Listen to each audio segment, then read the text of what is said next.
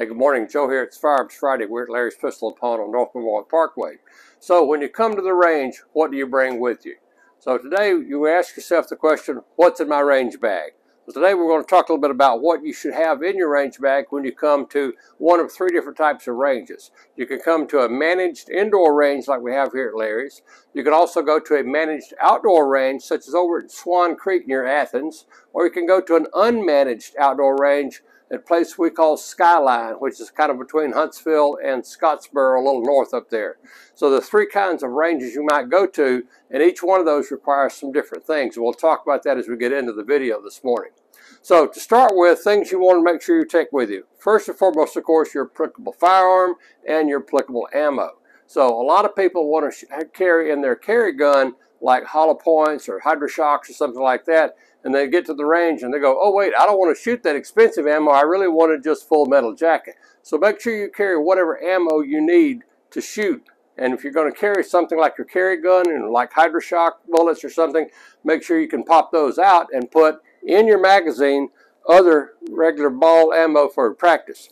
Now I'll say this one time only, you do need to practice with whatever you carry in your carry gun, okay? But you don't want to shoot 100 rounds of that probably, but you do need to practice a magazine of that every once in a while. So magazines are important, of course. So how do you load them? Well, you can get loaders such as this up Lula right here. This little baby right here makes loading magazines super easy. I recommend those. You can get the little types like this that fit down over smaller magazines. Anything like that will make it a little easier on your fingers, especially if you're going to shoot 50, 100, 200 rounds like a lot of people do. All right, so that's that part. Now, of course, you want to make sure you have eye and ear protection. So I highly recommend like these Walker electronic earmuffs here. These things are great. The only thing wrong with them is the batteries will run out at some point. So you want to make sure you bring some extra batteries along, because otherwise you're going to be sitting there going, gee, I wish my electronic earmuffs were working. The batteries are dead. So you want to bring extra batteries. You also want to shoot with gloves if you're going to shoot any significant number, and of course eye protection. Now, like these yellow ones here, these are great. These are just standard safety glasses. These can fit over your regular glasses, and of course you can get these in a variety of colors. The yellow is really good for cloudy days. If you run outside on a cloudy day, then this is a great thing because it gives you a little bit brighter view of your target. If you're going to shoot just a few rounds, you'll watch us here in the range a lot. If we're going to shoot just a few rounds, we do not wear gloves. But if you're going to shoot 50, 100, 200 rounds, we'll wear gloves. But we always have available unscented baby wipes. What? Yep, that's right, unscented baby wipes. These things are great for cleaning the GSR off your hands while you're shooting. And every time we shoot, if we shoot one round or a half dozen or whatever, we always wipe our hands down with these unscented baby wipes. Now, if we're going to shoot a lot, then we'll put our gloves on, okay? But if we're going to just shoot a little bit, we'll do that.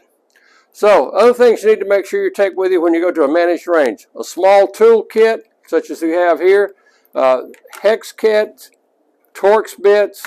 These kind of things are very readily available most any place you go. We're very fortunate here in Huntsville. We have a Harbor Freight. You can buy these for like $4 or $5.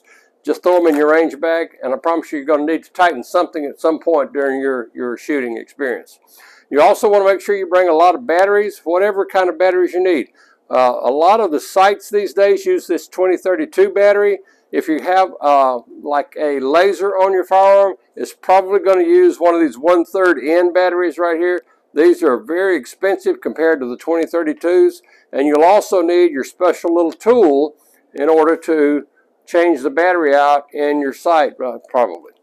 Now, other things you're going to need with you also, I always recommend you have a small flashlight to look down into the action, into the chamber and so forth. Don't look down the barrel, but look into the chamber with your flashlight.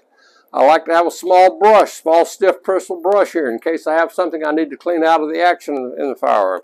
And of course, it's good to have a felt tip marker. Why? Because if you're shooting your targets here that you've got and you want to mark your target, then you can use your felt tip marker to mark that. So what if you have a squib load? Well, I like to carry a small squib removal here, if you will. Now this just pops in, goes right down your barrel, and you can pop out if you have a hang fire, some kind of cartridge hanging up or something. This does that. If you're shooting a rifle, then I recommend you carry a rifle cleaning kit where you can screw the cleaning kit together to go down your barrel.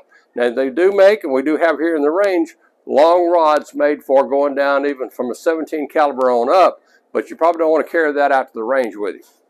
All right, so if you're shooting your plain targets, then you want to have something like this. These are target pasties. You can just peel. If you're shooting plain targets, then these are really good. These little pasties are handy. These little black squares. You can peel these off real easily and put them on your target, and you can rejuvenate your target and keep shooting that same target over and over again. These are available wherever you can shop for that kind of supplies. All right. So if you're going to shoot in a competition, if you're preparing for a competition, you'll want something like this. This is a shot timer. Now these are available. This is a fairly inexpensive one. This is a couple $100. You can get these up to $400 or $500. But if you're going to shoot for competition, you need to practice your shots by time, then this is a great thing to have. You need to have a shot timer. You'll also need some Band-Aids, okay? I promise you, you're going to need a few Band-Aids. When you shoot enough, you're going to get a little nick or scratch someplace or another. You're going to need a little Band-Aid. So those are all things that you can take with you when you come to a managed indoor range. If you go to a managed outdoor range, then one other thing I would also take then is this, a spotting scope of some sort. Now this happens to be a Simmons on a tripod here. Our friend Bob, who's with us today, Bob likes to take a small pair of inexpensive binoculars. Anything like that will help. Once you get past about 50, 75 feet, it's really difficult to see what you've done in accuracy-wise. So a spotting scope of some sort will be really helpful in a situation like that. Now, if you're going to an unmanaged outdoor range, all this stuff we talked about is applicable. A couple more things I want to throw in there. A trauma kit, okay, like this trauma pack right here for quick clot. So if there's a major problem, somebody gets shot, you shoot somebody, you shoot yourself, you need something like this to stop the bleeding. This quick clot trauma pack is great stuff. It does that very good.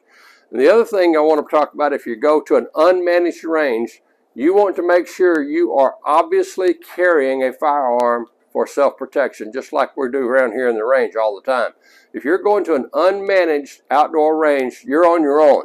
You're by yourself, or you're a friend or whatever, but you're on your own. You don't know who's going to show up this unmanaged range, and you don't know what they've got up their sleeve. So you want to make sure that you are armed to protect you and your colleagues if you're with somebody, and your firearms. So you want to have a loaded firearm that you are obviously carrying. Do not hide this. Make sure that everybody comes in and sees that, oh, I am obviously armed. You know, you don't want to mess with me. Okay, so make sure that you do that. So when you go to the range, act like you know what you're doing by showing up with your materials, okay? Make sure, absolute minimum, eye protection, ear protection, okay? Make sure you bring whatever loader and ammo you need for your firearm, okay? I love these little things right here. These little microfiber cloth, we use these all the time to wipe our firearms down after we shoot. Makes it really handy no matter where you go, indoor, outdoor, managed, unmanaged, makes it really nice to do that. All right, all these things you need to think about. There's probably some other things too. We have a list that I'll post on the video here at the end of the video, so you can copy it down and make your own list up for things that work for you and whatever caliber firearms you're shooting. So until next week, all of us here at Larry's want you to stay armed and stay safe.